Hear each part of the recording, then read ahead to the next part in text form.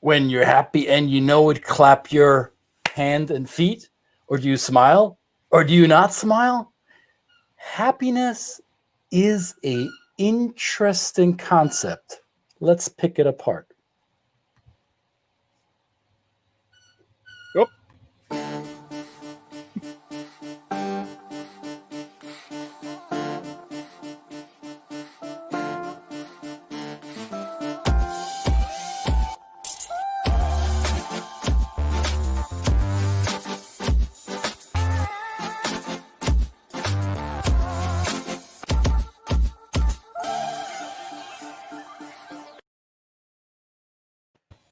Two Chaps, many cultures, and we're happy.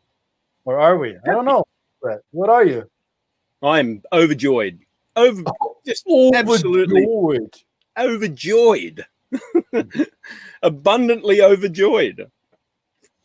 So, what is happiness? What does it mean to you? Contentment, excitement, anticipation. Okay. So, Yeah. is happiness something that is in the moment for you? Or is so you're happy about a certain development, a certain event, a certain something in the moment? Or is happiness something that describes a state of mind that engulfs you over a longer period of time? I think it's a longer period. Obviously, current circumstances do have an influence, but I guess I tend to think what's a possibility ahead. Even if there are challenging circumstances, there are possibilities ahead, and we get beyond them. So that is probably a cultural thing with me. The Australian spirit always tends to have that look forward type of mentality to say, well, it's a bit tough now, mate, but she'll be right. We'll have a few beers and we'll get through it. So when you're happy and you know it, clap your hand and feet. So is happy something you express outwardly? Is this something that should be showing on your face, or is this something that you enjoy internally? Well, for me, I would show it on my face, but of course, I dine out on the experience of me having an intercultural marriage, and of course, that might be different from my wife's culture. And so I dine out quite often telling stories about the differences in how we approach people. So the Polish culture certainly would be a culture that a lot of people might recognize. In general, people don't tend to immediately smile when they meet, especially people they don't know. So that would be, but that doesn't mean they're not happy, because I know Polish people quite intimately, and I know that they're very happy. They have a great deal of capacity for joy and hope, but it's just not something they express openly in their everyday interactions, especially in public. Yeah. I've had these conversations with a lot of the people that you and I work with, and there seems to be, especially in the Western context, there seems to be this expectation and this knowledge, this unshakable truism that if I display happiness and contentment and joy outwardly, if I smile, maybe even show my teeth and have a facial expression that is supposed to illustrate happiness or contentment or joy or whatever synonym you want to fill in here in the blank, that this display, this nonverbal display of a positive emotional state will be your saving grace in any intercultural interaction. And that's where I would invite our program participants, our coaching clients and training clients, to hit the pause button for a second and unpack that a little bit, because this internet knowledge, this internet wisdom, or this common sense that isn't so common after all, that a smile is the shortest distance between people, is not true everywhere in the world, at least in my experience. So, Brett, you just mentioned your wife who hails from Poland. I think many other Central and Eastern European cultures would fall into a similar behavioral basket where a a smile, at least without context, without being teed up and being packaged in the right environment, may be viewed as something, well, as what, Brett? How would, I mean, I know you had an experience where you walked the Polish countryside and had your happy-go-lucky face, your Aussie face on, and did that serve you? No, it doesn't normally, especially if you're in. It might serve you quite well in the larger cities now because they're used to a lot of people from foreign cultures coming in, and they have an experience. And even I guess the younger Polish generation is quite open, and they smile a lot, and they have friendly interactions. But I think in the more traditional countrysides of Poland, you will find that I've kind of had to check my Australianness at the door or at the airport gate, because if I walk through the village that my wife is from, down the back alleys and find a wonderful old lady working on her garden, then I might, my tendency to be a very open and friendly person, even now I can speak a lot of the language, sometimes gets me a few suspicious looks. Who is this crazy guy walking around the village? Where's he been let out from? So I do check it. I'm conscious of it, and I give more time to warm up to those things, because there's a sense of, I guess we call it sometimes mistrust in some of these cultures, or a sense that we're not openly trusting you straight away. You have to kind of, warm up a little bit. Yeah. So you might see this sign. That's right. Yeah. This would be very appropriate in a lot of places in some parts of Europe that I've been to, for sure. Yeah. Yeah, it's not appropriate to display that kind of emotion to people that you're not familiar with. I wrote a blog post several moons ago about this very concept, how we perceive happiness and how we, across cultures, across borders, show it to each other.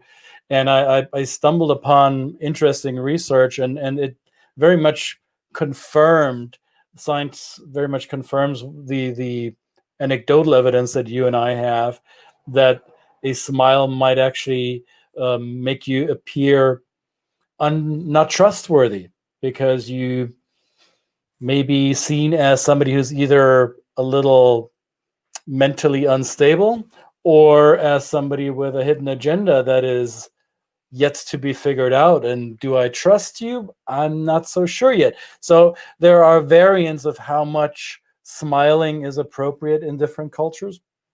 And I think the definition of the term happy is something that needs to be considered there as well.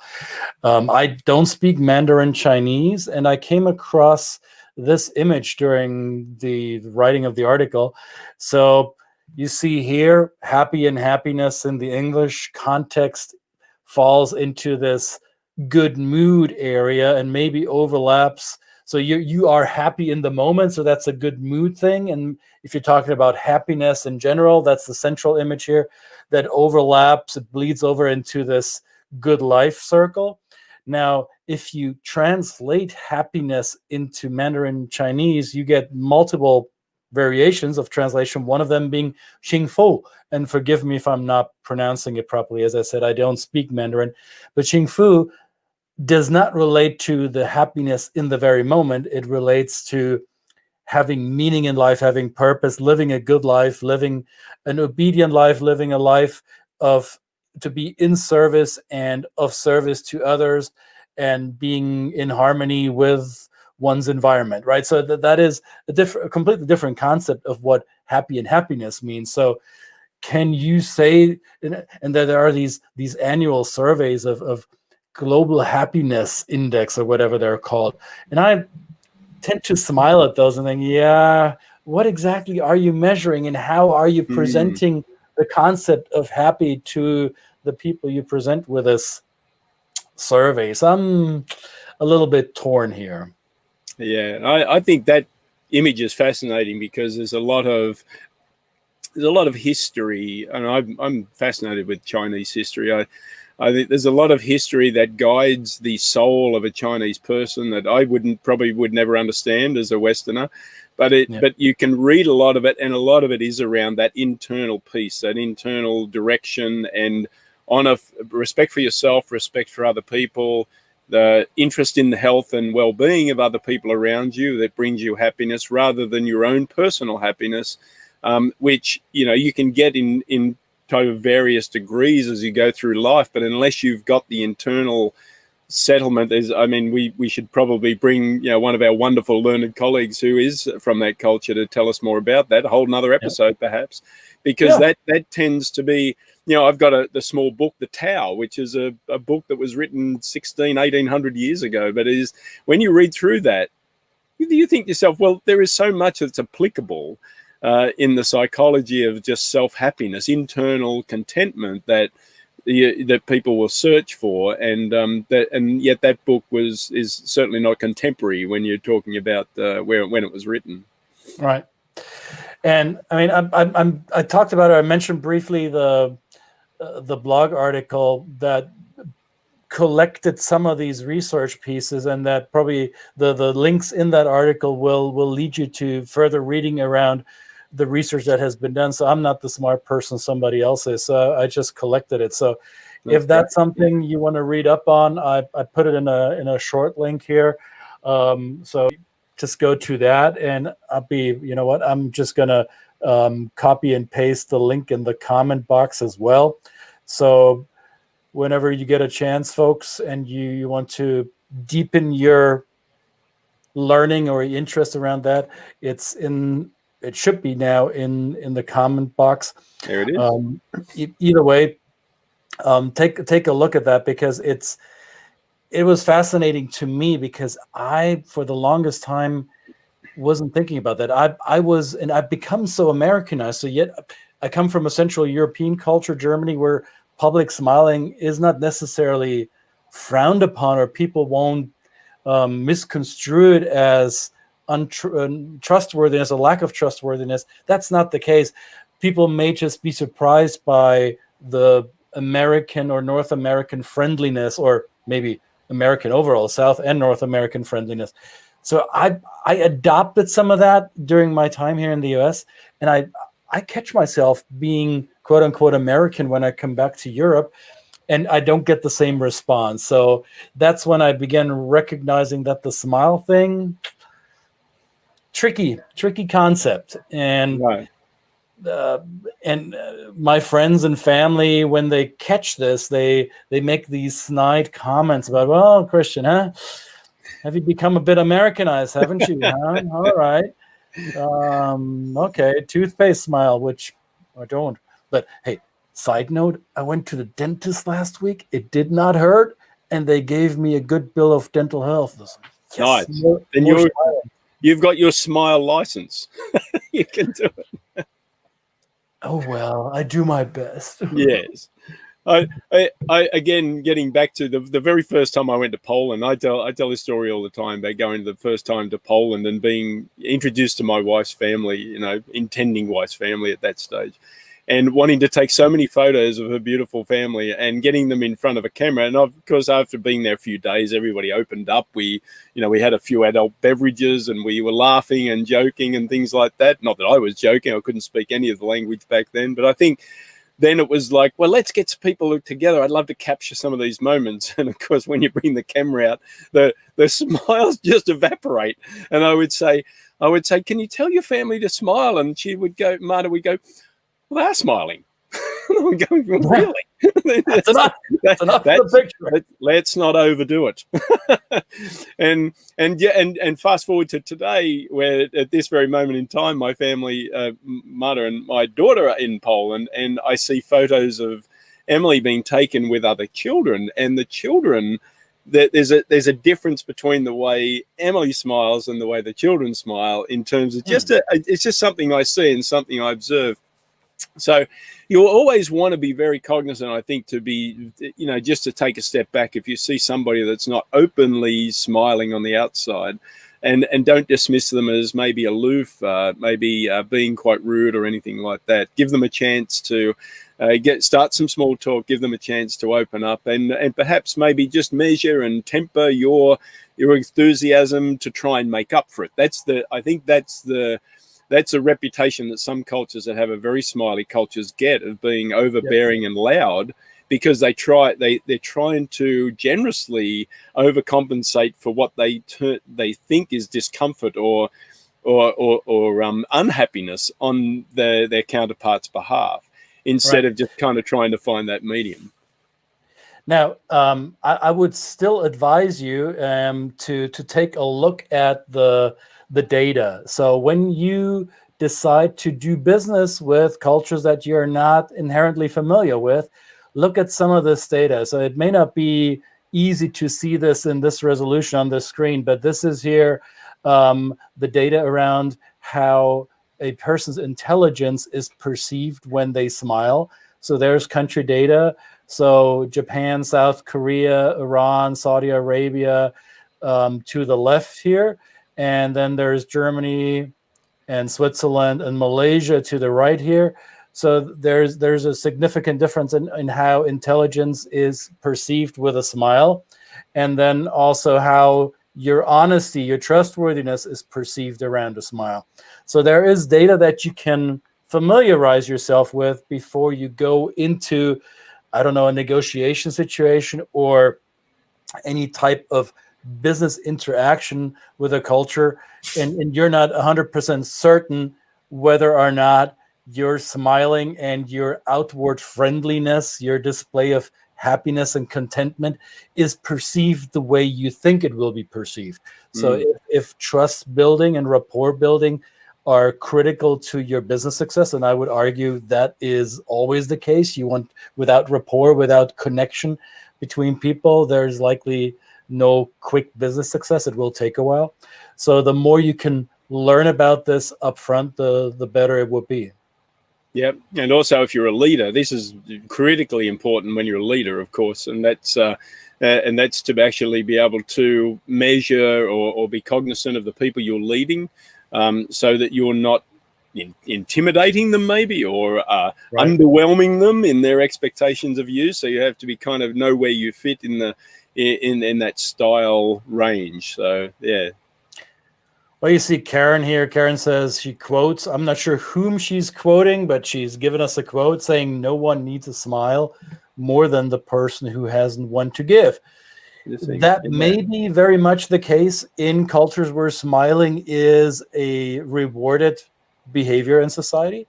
And as we said before, if you live and interact in a society where smiling isn't always a rewarded behavior, then a not smiling face, a resting face, may not mean that the person has no smile to give. It may simply mean that smiling isn't the behavior that they like to display. Yeah, the grinning idiot. That's a good way of putting it. Yeah, the grinning idiot. I've been one of those. So have I. Once or twice, maybe 3 or 4. I don't remember all of those moments. No. I've been in that situation too. Absolutely. All right. Yeah. So whether you smile or not, think about it first. Do your research, whether it's relevant in the cultures that you interact with. And most of all, do not assume that your smile will be received the way you expect it to. So if in doubt, go back, do your research, go back to the books, go back to people who might be able to help you decipher behaviors that you're unfamiliar with, like that guy over there. He knows that stuff. And tell us what your default is. You think, just think, be cognizant of when you meet somebody next time. What are you doing? What are you displaying? Are you smiling? Are you not? Are you talking a lot? Are you projecting? What are you projecting? Try and maybe be cognizant of that. Maybe you could take a selfie and just see what is comfortable for you in terms of what you. But selfies are hard because we always selfies are those things that we want to project positive and a great and a great outward expression, right? Yeah, like no worries. All right, that's enough silliness for one day. Thank you very much. And Sue says, what was the question? Well, Miss Kallenbach Shinomiya Yeah, the Japanese. Next time you want to start watching the episode from the beginning, then you will be completely in the loop, and now you'll be watching the replay because it's going to be just as fun again when you watch the replay. All right. You notice we're not smiling, so we're upset that you came late. All right. Happy Monday, everybody. Be motivated for the rest of the week. It'll be worth it. Smile if you want to. Smile if you have to. And bite your lip if it's not worth it. So find the right medium for yourself. See you later. Bye. Bye-bye.